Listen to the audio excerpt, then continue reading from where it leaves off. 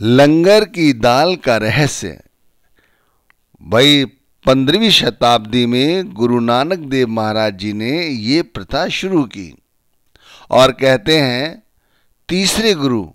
तीसरी पातशाही गुरु अमरदास महाराज जी ने इस परंपरा को जारी रखा और आज भी अन्य संत महात्मा भी इसी गुरु घर के लंगर की व्यवस्था अपने डेरों में करते हैं। भाई लंगर का क्या उद्देश्य रहा, कभी सोचा है आपने? लंगर का उद्देश्य क्या रहा होगा और क्या है? सभी जाति सभी धर्म के लोग एक साथ एक जगह बैठकर भोजन करते हैं। इस तरह जाति पाति का भेद खत्म होता है, ऊंच नीच का भेद खत्म होता है, सभी को एक समान भोजन मिलता है। भाई कहते हैं गुरु घर का लंगर चखना बहुत जरूरी है। अब भाई इस समय सर्दी है, कल्पना करो कि सुबह सुबह का वक्त है, सर्द ऋतु है, गुरु घर की गरम गरम चाय मिल जाए, प्रसादा मिल जाए, सब्जी मिल जाए तो भाई हम खाते चले जाते हैं। कहते हैं हमारा पेट भर जाता है लेकिन हमारा मन नहीं भरता। भाई लंगर की व्यवस्था भी बड़ी अद्भुत है, इतनी बड़ी संगत आती है और कहते हैं कि लंगर के सेवादार थकते नहीं। गुरु का ऐसा आशीर्वाद मिला हुआ है कि भाई वो ऐसी तैयारी करते हैं, अद्भुत है। इतनी विशाल संगत आराम से आती है, खाती है और चली जाती है। बहनें बड़ी बढ़ चढ़कर हिस्सा लेती हैं इसके अंदर। और ताज्जुब देखो, वैसे बहनें बगैर बात किए रह सकती हैं, नहीं रहती, लेकिन लंगर की जब बारी आती है तो बहनें चुपचाप रहती हैं, अपना काम करती रहती हैं, सेवा करती रहती हैं और मन में अंतर में उनके गुरु का शब्द का सिमरन चलता रहता है। भाई जो गुरु घर के तवे हैं जहाँ पर प्रसादा सेका जाता है, बनाया जाता है, वो तवे बड़े बड़े लंबे लंबे हैं।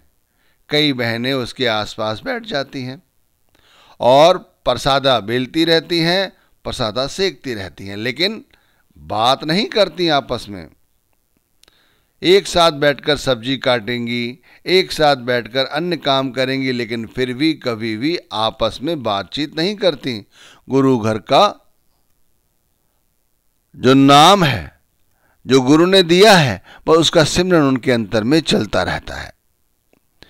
देखा तो यहां तक गया है कि कभी सदगुरु स्वयं लंगर की व्यवस्था देखने के लिए आ जाएं तो बहनें एक साथ बैठी हुई जो काम कर रही होती हैं वो करती रहती हैं और गुरु की ओर, सतगुरु की ओर निहारती तक नहीं। सोच के देखो कितनी बड़ी बात है। क्या आप और हम ऐसा कर पाएंगे? भाई जो हमारे जानी जान हैं, यदि वो हमारे सामने आ जाएं तो भाई हम तो, हमारा वश नहीं चलता, नहीं तो हम तो उनके चरणों में गिर कर पता नहीं क्या क्या करने लग जाएं। लेकिन बहनें और भाई जहां बैठे हैं वहीं बैठे रहते हैं। देखो लंगर की दाल का बहुत अद्भुत रहस्य है, मैंने खुद अनुभव किया है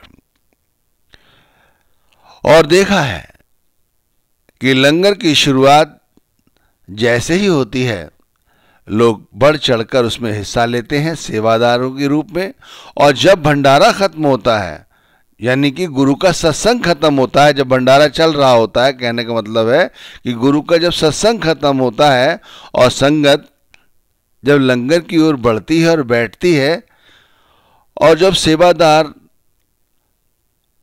अपना काम करते हैं, यानी कि दाल बरताते हैं, पानी बरताते हैं, प्रसादा बरताते हैं, तो संगत उसी प्रसादे को, उसी दाल को, उसी थाली को सर माथे लगाकर चूमती है और तब भोजन करना शुरू करती है। कहते हैं बहुत सारे लोग तरह तरह के तीर्थ करके आते हैं और वो खुशियां मनाते हैं, और यहाँ पर लोग सदगुरु के भंडारे की दाल खाकर कहते हैं कि भाई उनके तो असाध्य रोग सही हो गए। कुछ लोग कहते हैं कि भाई लंगर की दाल चखने से मैं तो सुमिरन भजन करना सीख गया, पहले मन कहाँ लगता था।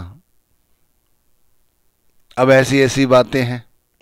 देखो कुछ ना कुछ तो रहस्य है इसके अंदर, क्योंकि ये भी सुना गया है और बताया जाता है कि स्वयं सदगुरु लंगर पर दृष्टि डालते हैं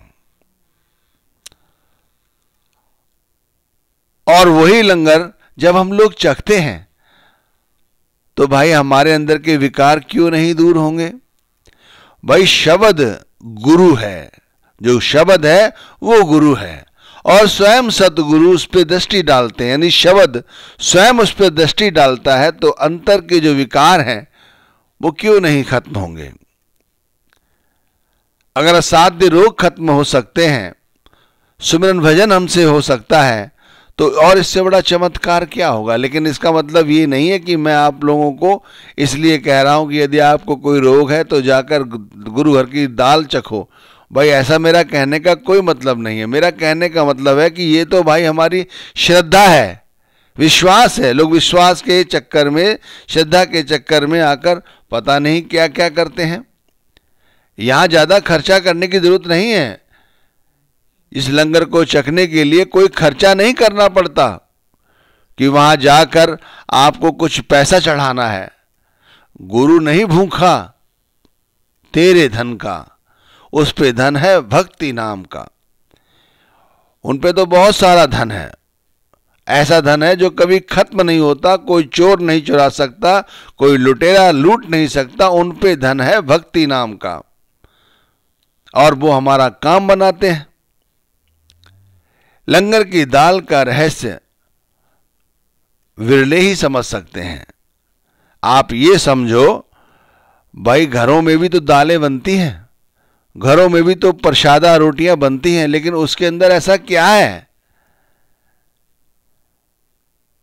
कि भाई याद बनी रहती है। जब भी याद आ जाए तो जैसे मुंह में पानी आ जाता है। क्या स्वाद है उसका। भाई ये संतों की एक बहुत बड़ी शैली है जिन्होंने इस लंगर के माध्यम से हमें अपने साथ जोड़ रखा है। वैसे तो संत महात्मा जब भी कोई कार्य करते हैं वो असंगत के लिए, हमारे फायदे के लिए ही करते हैं।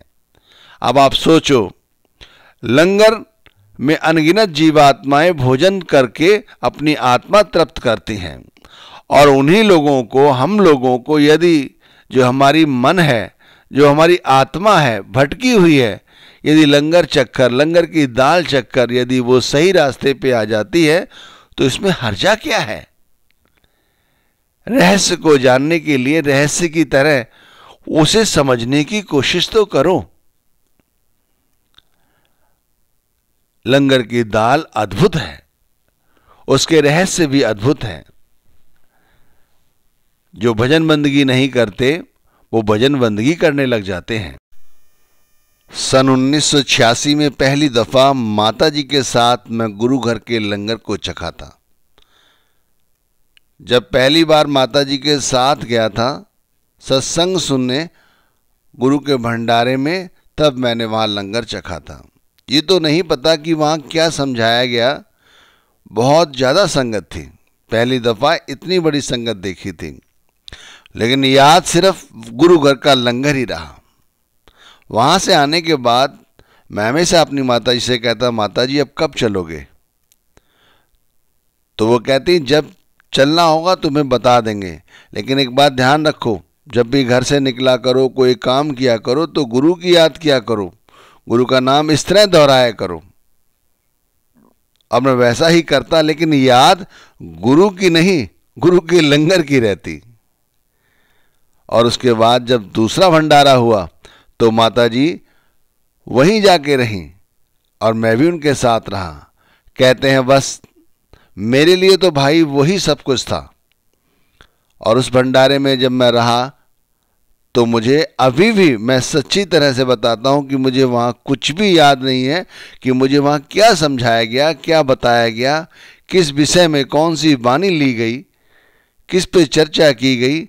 लेकिन सिर्फ यही याद रहता था, गुरु घर का लंगर, गुरु घर का लंगर। और उसकी आज भी इतनी मनमोहक याद है कि याद आते ही मन खिल जाता है। भाई मैं तो वाकई में अपने आप को सबसे मूढ़ समझता हूं, लेकिन गुरु घर की दाल, गुरु घर के लंगर की याद आते ही और उसके रहस्यों को जो मैंने पाया है वो वाकई में अद्भुत है। मैं तो यही कहूंगा